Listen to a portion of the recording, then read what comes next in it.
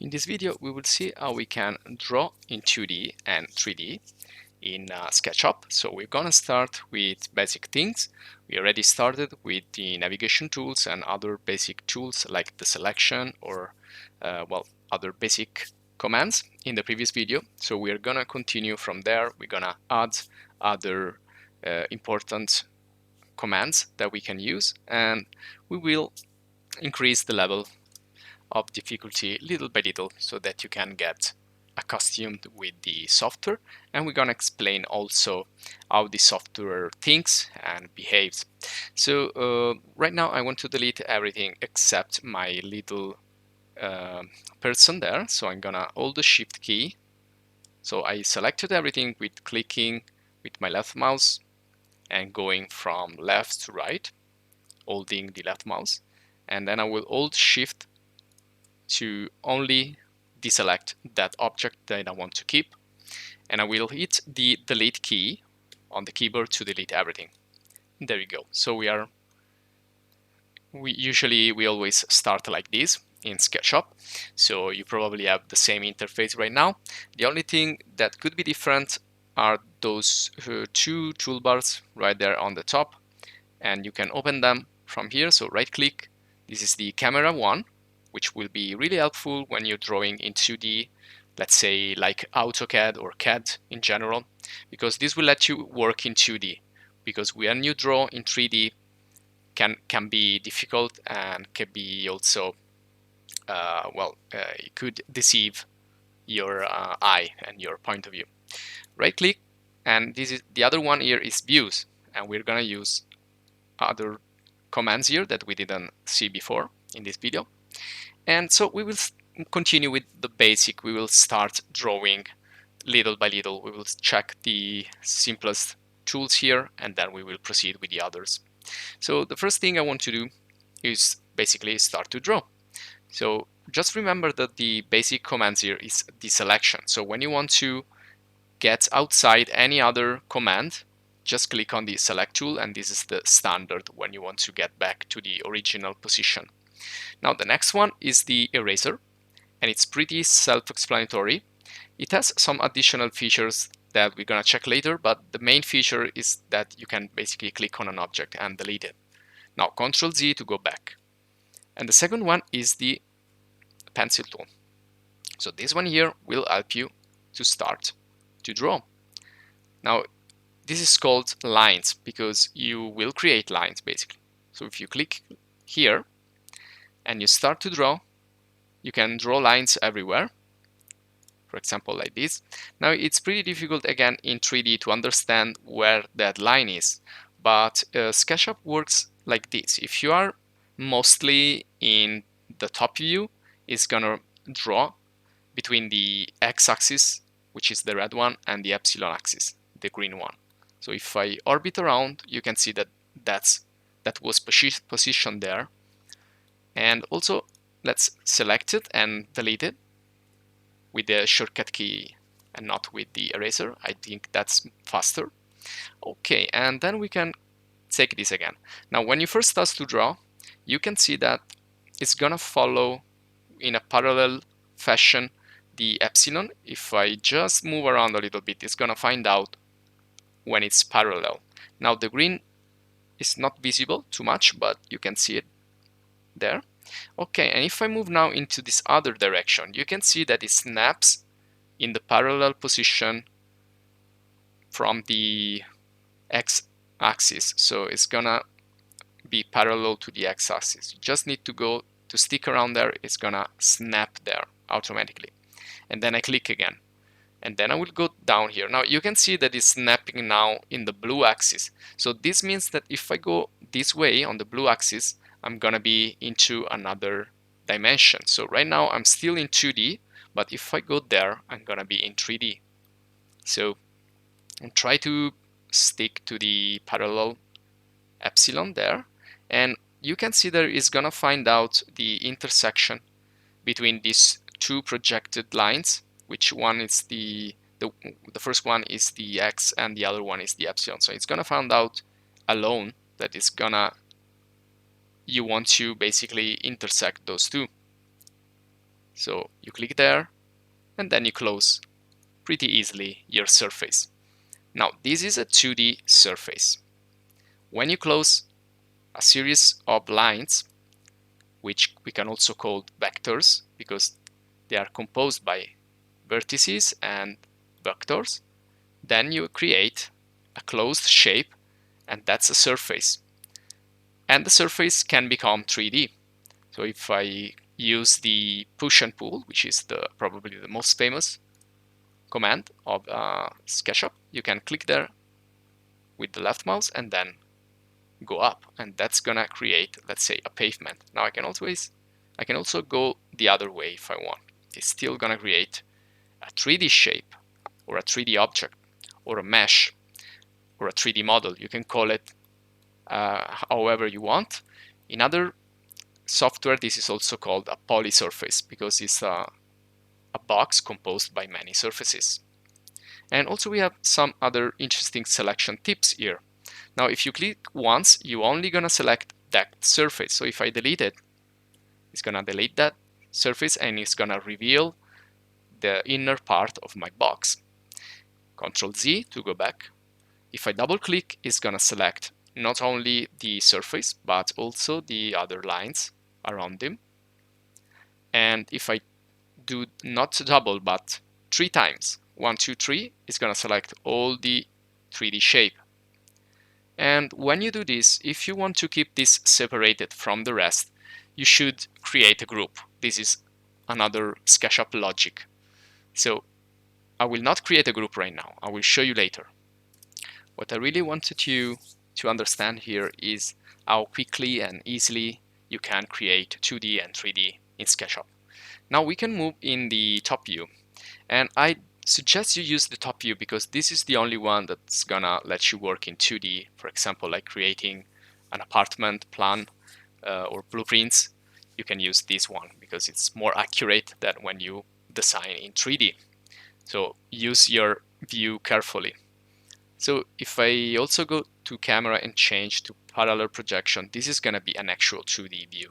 So you cannot see the Z axis, the blue axis, you can only see the X and the epsilon, and you can work more accurately here.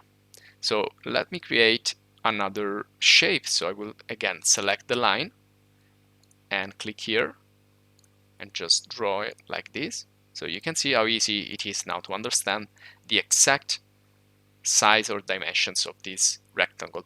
We don't know what are the exact units here or the exact measure, but we will do that later on in another video. Now let's focus on the standard things and then we increase level in the following videos. Now, what if I create another line inside? If it's 2D, it's gonna be there, no problem. But if I create another closed shape like that, it's gonna create like an island inside the drawing. So I can also click here and I can move around these lines with the move tool, another important and basic tool. So I can move this here and then select another line and move it. Click with the left mouse always when you have to use a command. Okay, and now I want to make it a little bit smaller. So I want to move this like that. I want to create something like a wall with this. And let me create also another one right here. Now you also have the Freehand Tool right here. So if you want to create like more customized shape and well, you are a good drawer, you can try that. You can see also here I have an island that I can use. So I have a separated surface. Okay, now let me go back to the 3D view. And you can see this 3D view here right now is not perspective. So if I want to go and change, I need to switch from parallel projection to perspective again. So to see the perspective. Okay, I've drawn something here. Just remember that if you draw open lines, those are not going to be 2D surfaces. Those are just going to be simple lines. When you close them, you're going to create your surface. Now let's go back here to the push and pull, and let's start to push the wall up. So I'm gonna just click and drag, well, not drag, just click and move up, and it's gonna create the wall. Now you can see that the other shapes are like embedded in the bigger one. So this is what happens when the surfaces are completely at the same height. So if this was like Z0 and this one is Z0, they're then gonna intersect and they're gonna do this kind of effect. Now I can push down this one and it's gonna become like a pavement. And also now I can use this to create like a something not extruded but inserted into that surface. Also with this one here, doesn't matter, the shape is always gonna create the same effect. Now this one here, if you remember, it was separated from the rest. But okay, if I use now the selection tool here, and if I double click, I'm gonna select that surface again. But if I do 3 times click, 1, 2, 3, it's gonna select everything. So it will be difficult now for me to select only that wall because I have created it starting from the original pavement here or surface at the bottom. This one here, even though I created this before the actual pavement, this also has been embedded. So if I double click, it's gonna select that, but if I do 3 clicks, it's gonna select everything again. Now, if I want to keep things separated in Sketchup, I need to do one more thing, which is the group. Now, let me show you another way here to draw. So for example, if I click on the pencil, on the drawing tool here, and I move around and I'm like watching the z-axis and the epsilon axis, and I start to draw from that point on the pavement. Now it's gonna automatically figure out that I want to work in vertical here. So this is why it's pretty intelligent many times. And also I want to get that point, so I will just stay there for just a few seconds and then move back into position and move this up, and you can see that it's gonna show me when I will reach the same height. So I click there and move now the other way around. Now if I see here, I can unite this like that, but then it's not gonna be a straight wall. So I can use that to project the point on the z and epsilon plane. So it's gonna be on the x epsilon plane, but it's gonna be at the same height, at the same position of that point there.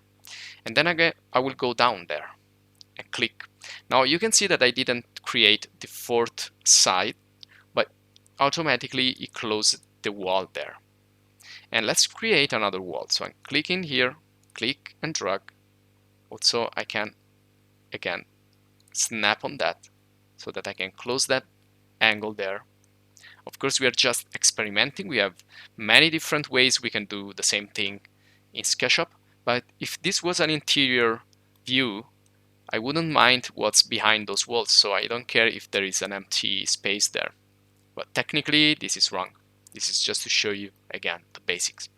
Now, if I select that wall again, double click, 3 clicks, it's gonna select everything again. So each time you're gonna create something near, or well, not near, but adjacent, so stick to the other part of the model, that's gonna be part of the overall model. So if you want to create something separated, I will show you how to do that. So for example, I want to create another wall starting from this. I can select that surface and I can move, and when I move, I click here with the left mouse. You can see that it's not moving actually, but it's creating an extrusion. I'm moving just one surface and it's creating an extrusion. So I don't want to do that. I will press ESC when I want to exit the command. You press ESC. Okay. So when I move this, before moving, I will click on Control. And this is going to create a copy now. It's not going to move the surface, it's going to create a copy. And I can follow the x-axis, the red dashed line and place this somewhere outside right there. Okay, let's go there now. There you go. So if I move this now and I place this near, again, that's gonna be part of the rest if I do the 3 clicks. So I want to keep this separated. If you want to keep something separated, you can extrude it first, like that, without attaching it. And then something you can do is just do 3 clicks, right click, and then make a group. And this is gonna keep it separated finally. So if I move this here, now you can see that I can select this, and I can select this, and this is a group. Now I am inside a group, I can click outside as well. So this is just to show you some tips about Sketchup. Now let's see other types of transformation here, which are the move, rotate, and scale. Now the move, it's pretty simple. You can click from a start point and click on the end point and do that every time you want by taking one vertex to do this transformation. And then you have the rotate. Rotate, you can see it displays in different colors. So the color of that is gonna be the pivot of your rotation. So right now I will rotate using the X. So I will need to define a starting point of the rotation and then click again for the end angle of the rotation.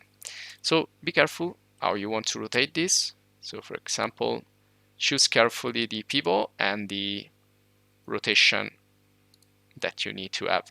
This can be used to create a roof, for example. Okay, and lastly we have the scale. Now the scale works in many different ways, depends on where you get these green squares. So this is, it always gonna show you where you're gonna scale. Now in this case you can see that I'm scaling, maintaining the only one part of the model and then stretching the rest. If you want to do a uniform scale, you need to have this diagonal selection. Now it's gonna scale uniformly. It means that it's not gonna stretch, it's not gonna change the proportions. If you click here, again, it's like an extrusion, and also here, and this one is gonna be only on the epsilon, and so on. Well, you can figure out the rest. Just remember that each one of these is gonna make a different transformation. Okay, let's finish with the last 4 icons here for the navigation. So the first one is just to go back to previous views. It's like a undo for the views. This one here is to place your eye in a like first person view. So I can now move around, orbiting around. Well, actually it switches automatically to look around, which will help you to exactly look around. And this one here is useful when you want to walk inside your scene, kind of like, again, a first-person shooter game when you can move around and go back and forward and see here what's happening.